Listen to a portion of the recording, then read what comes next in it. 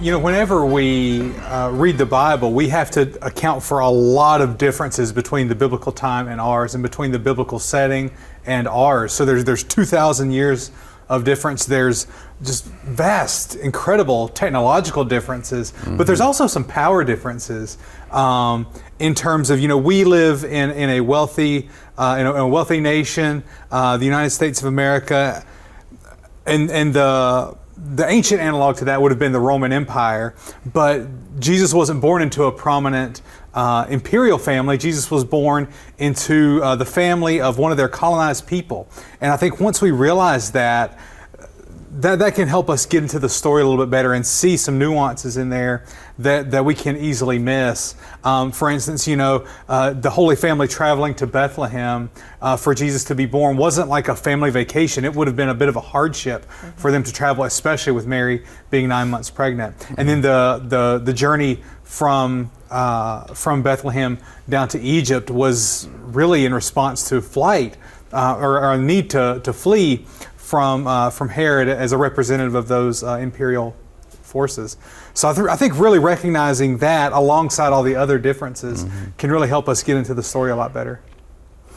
And I think it also shows the equality of God for me, because God could have very easily have come through an emperor or a king or something like this, but instead God chose a lowly family that probably was on the margins of life, and then God simply showed that as God, He can use any willing heart, any dedicated person to be His voice. And so that sort of speaks to me. I think you would also say that it probably just shows that many times God uses the foolish and mundane things to profound the wise, because so that really speaks to me. Yeah.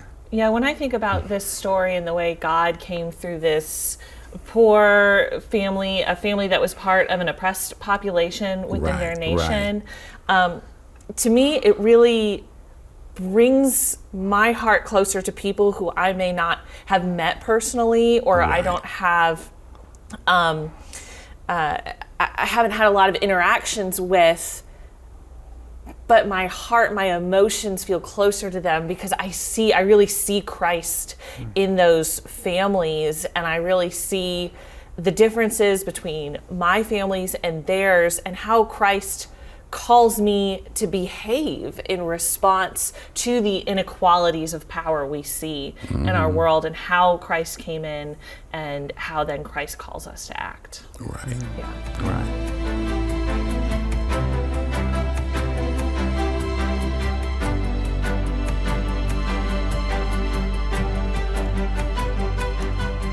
My very first week at seminary, I had to go up for a retreat with other members of students who were starting seminary.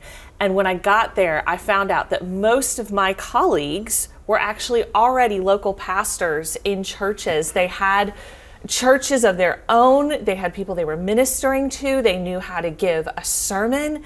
And I had done none of that. And I spent those first 3 or 4 days really doubting my call to seminary, my call as a Christian leader in the church. I felt like maybe I had misunderstood God. Maybe I had gotten in way over my head.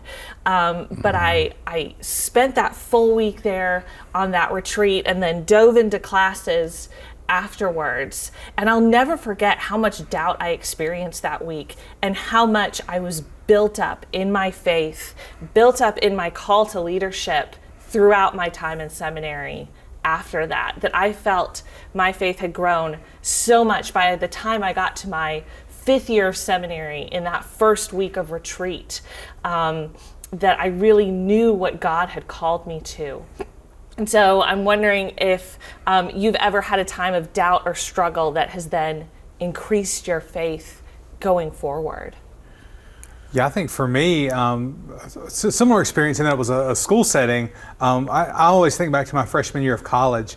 I grew up really reading the Bible. I read it through high school, and it was an important part of my faith. And then I went to the University of North Carolina, which was a public university, and they taught the Bible, I took a introduction to Old Testament, and they taught the Bible in a way that was very historically focused. Being a public university, they weren't teaching theology; they were teaching as religious studies. That was a very different way of reading Scripture, asking really hard historical questions, asking questions about who wrote it and when, and the answers to a lot of those questions really challenged a lot of what I assumed about the Bible, and it challenged a lot of what I assumed about about my faith, and wrestling through those issues really helped me to grow as a Christian, and to really develop a robust intellectual component to my faith that was always important but never was there until it kind of opened this door to me to study the Bible in this way that I never experienced before.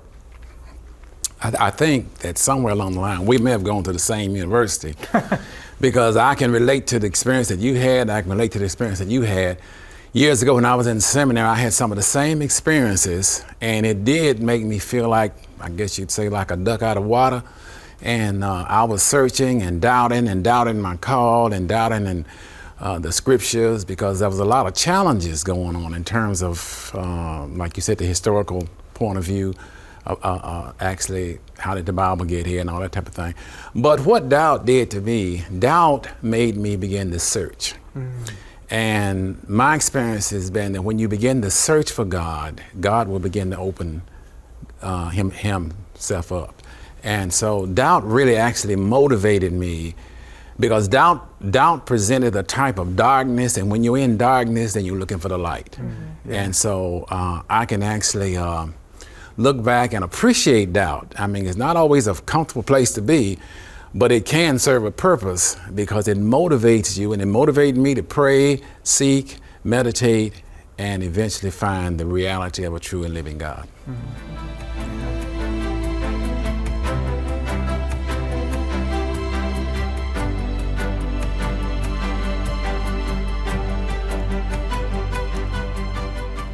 Without a biblical and theological understanding of love, I think that I would be really missing what you might call genuine love. Now, I could love perhaps, but I think in terms of a genuine love, a God-centered love, a Christ-centered love, then it would definitely be missing. And I believe if that's missing, then there's going to be a lot that is going to be missing in terms of reaching other people, touching people where they are, and being able to sympathize with people. I think about a relationship I have with some of my best girlfriends at church. We have a group text thread, and every few days, one of us pops on there either offering a Bible verse that they've just read, or a request for prayer for something that's going on with them or something that's going on with their family. And it has enriched our friendship in a way that I really couldn't have imagined, knowing that not only are we there for each other as friends to laugh with and hang out with, but we constantly are holding one another's families in prayer. We are, I will read a scripture that makes me think about a God-soaked friendship. And so I will then send that piece of scripture to them in that text thread. And so that friendship is really life-giving, I think, for all of us. I think so. I think for me, what I learn about love from the Bible and Christian theology is really two things. One, that love is active. That love is not just something you feel, love is something you do.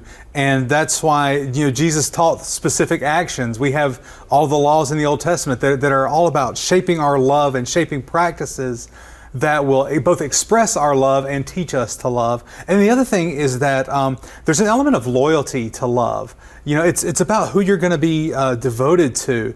And so there's a sense of when you love someone, you're saying to them, you and I are going to be in this together, whatever that is.